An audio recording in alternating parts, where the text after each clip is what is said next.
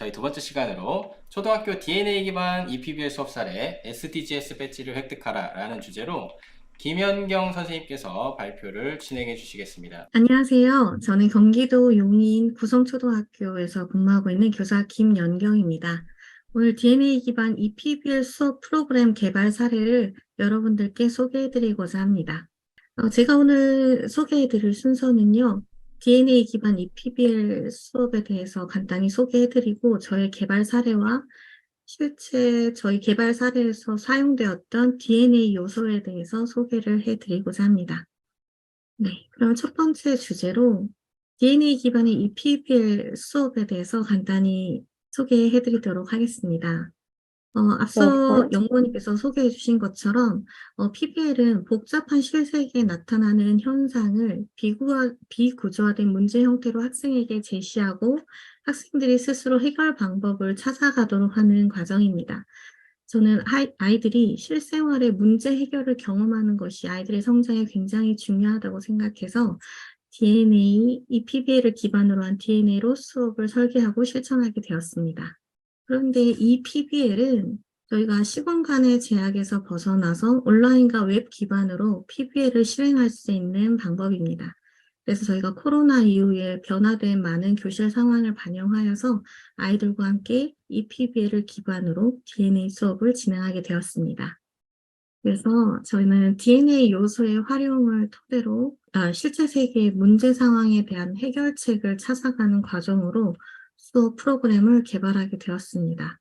DNA 기반의 이 PBL 수업을 통해서 저희 한국의 학생들에게 중요하게 강조되고 있는 미래 인재를 위한 핵심 역량을 키울 수 있도록 수업을 설계하여 실행하였습니다. 제가 개발한 사례는 DNA를 기반한 EPBL 수업의 RNA 모델 중에서 차시 축소형과 일반형이 아닌 차시 심화형을 선택하여 개발하게 되었습니다. 학생들이 충분히 문제 상황에 대해서 이해하고 또 인공지능 기술에 대해서 역량을 갖춘 후에 실제 문제를 인공지능 기술을 바탕으로 해결할 수 있도록 구성하기 위해서 차시 심화형, 즉 10차시 이상의 시간으로 구성하였고요. 그리고 DNA 요소를 기준으로 수준별 유형화안이 있는데요. DNA 요소인 데이터, 네트워크, AI 부분, 이 요소들이 초급, 중급, 고급으로 나뉘어져 있습니다. 하지만 제가 개발한 수업 모형의 경우에는 초등학생 4학년, 즉 11살 어린이들을 대상으로 하는 수업이었기 때문에 그렇습니다. 하지만 아이들이 기술을 활용한 문제 해결을 경험하도록 하기 위해서 학생들이 그 기술을 구현하는 방법이 어렵지 않는 방법을 찾기 위해서 노코드 플랫폼 혹은 로우코드 플랫폼을 찾아서 학생들이 인공지능 솔루션을 스스로 개발해보는 것까지 갈 수 있도록 구성을 하였습니다. 따라서 DNA 요소는 학생들의 연령에 비하여 중급과 고급 부분을 다루었다고 할 수 있습니다. 그럼 저희가 실제로 개발하여서 학생들과 함께 운영하였던 사례를 소개해 드리도록 하겠습니다. 수업의 주제는 SDGs를 인공지능 기술로 해결하는 디지털 세계 시민 되기였습니다. 이 수업의 목표는 유엔이 제시한 지속가능 개발 목표를 해결할 수 있는 인공지능 앱이나 챗봇을 학생들이 직접 만들고 이를 통해서 우리 사회의 문제를 학생들이 직접 해결해보는 경험을 가지는 것이었습니다. 이를 통하여 인공지능 리터러시와 창의적 문제 해결력을 신장하고 또 세계 시민으로서 참여와 존중의 태도를 기를 수 있도록 하였습니다. DNA를 기반한 이 PBL 수업 개요를 말씀드리자면요. 아까 말씀드린 것처럼 SDGs를 인공지능 기술로 해결하는 디지털 세계 시민을 주제로 사회 과목, 수학, 창의적 체험학습 과목을 융합하여 설계하였습니다.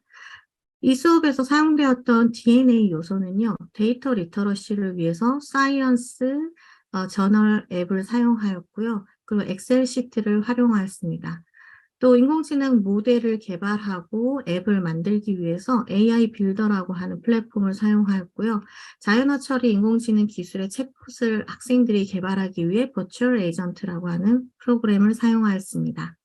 교과목의 성취 기준들은 학생들이 지역 문제에 직접 참여하는 태도를 기르는 것, 문제를 해결하는 것, 그리고 수학 과목에서는 데이터를 분석하고 이해하는 것, 그리고 인공지능에 대한 원리를 이해하는 것, 이 성취 기준들을 융합하여 새로운 성취 기준을 만들고 수업을 진행하였습니다. 사회 과목에서는 사회 문제를 해결해야 하고 여러 문화의 다양성에 대하여 다루어지는 단원이 있습니다. 저는 SDGs로 문제 상황을 설정하고 환경이나 다문화 문제, 전 지구적인 다양한 문제들을 학생들이 SDGs를 통해서 경험하고 창의적으로 생각하여 문제 상황을 해결할 수 있도록, 그리고 그 과정을 통해서 학생들이 세계 시민성을 기를 수 있도록 상황을 설정하였습니다. 여기에 인공지능 기술이 갈수록 중요해지고 있는데요. 이러한 SDGs 문제들을 인공지능 기술로 학생들이 직접 해결하도록 하였습니다. 먼저 이 PBL 수업을 진행하기 위해서 도서관과 교실을 연계하여서 교실의 환경 구성을 하여 아이들이 상황 몰입을 잘 할 수 있도록 하였습니다.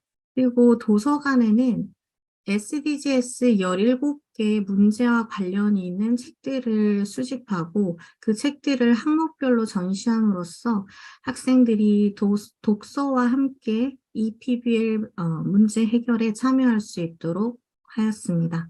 또한 이 PBL을 위해서 DNA 환경도 조성을 하였는데요.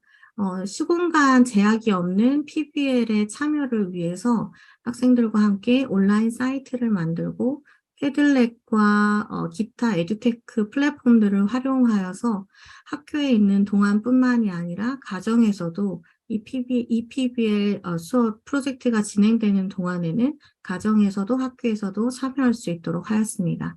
그리고 아이들이 스마트 기기를 활용하여 학교에서도 수업에 참여하였습니다. 다음과 같이 저희 수업이 진행되었는데요. 총 3주로 진행되었습니다. 처음 2주 동안은 학생들이 문제 해결에 참여하기 위한 사전 이해와 인공지능에 대한 이해를 하는 시간을 가졌고요. 그 다음 본격적으로 한 주일 동안에는 6차시로 구성하여서 문제를 해결하기 위한 인공지능을 개발하는 시간으로 가졌습니다. 첫 번째 주에는 동기유발 시나리오를 통해서 상황 설정에 대하여 이해를 하고요. 그리고 DNA 실습 툴들을 익히는 과정을 거쳤습니다. 본격적인 마지막 6차시에서는요, 먼저 문제를 파악하고 문제를 해결하기 위한 AI 솔루션을 디자인하고 필요한 데이터를 수집하는 시기를 가지고요. 실제로 수집한 데이터를 활용해서 문제를 해결하기 위한 시간을 순차적으로 가졌습니다. 마지막으로는 결과물을 발표하고 피드백을 나누었으며 자기평가와 상호평가를 통해 학생들의 성장이 이루어지도록 하였습니다. 네, 크게 3주차로 이루어진 수업이었는데요. 첫 번째 주차에는 SDGs와 친밀해지는 시간이었습니다. 아이들에게 배지를 모을 수 있는 판을 제공하고요. 17개의 목표에 따라 학생들이 해야 될 소음 미션들이 제공이 되고 그 소음 미션들을 해결할 때마다 배지를 모아가는 형식이었습니다. 두 번째 주에는 인공지능과 친밀해지는 것이 주제였습니다.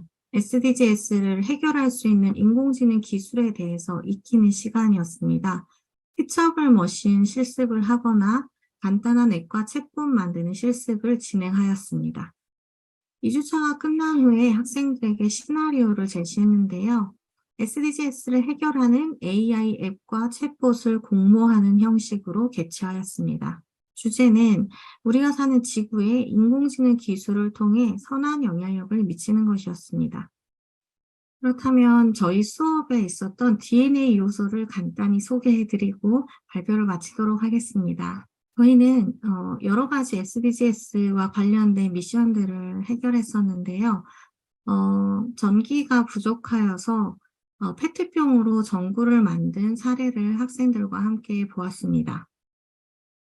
이런 상황에서 이 페트병 전구를 가장 밝고 효율적으로 만드는 방법에 대해서 학생들과 수업을 하였는데요. 아두이노 과학저널이라고 하는 어플리케이션을 이용해서 학생들이 페트병을 만들고 직접 조도를 측정하여서 여러 조건별로 어떠한 페트병일 때 가장 효율이 좋은 조도를 나타내는지 학생들과 함께 데이터를 모으고 그 데이터를 분석하여서 결과를 찾아보는 활동을 하였습니다. 또한 AI 빌더를 활용해서 학생들은 인공지능 앱을 개발하였습니다. 이것은 점자를 분석해주는 앱을 학생들이 만들어서 작동하는 모습을 캡처한 영상입니다. 파워앱스의 AI 빌더를 활용해서 객체 감지를 하는 자율주행 자동차의 객체 감지 인공지능 모델을 만들기도 하였고요. 그리고 버추얼 에이전트라고 하는 프로그램을 이용해서 자연어 처리를 할 수 있는 챗봇을 학생들과 만들었습니다. 학생 내용의 결과물과 모둠별 보고서 그리고 학생들의 성취할 일지를 통해서 학생들의 과정을 중심으로 평가 실시하였습니다. 네, 저의 발표는 여기에서 마무리하고자 합니다. 경청해 주셔서 감사합니다.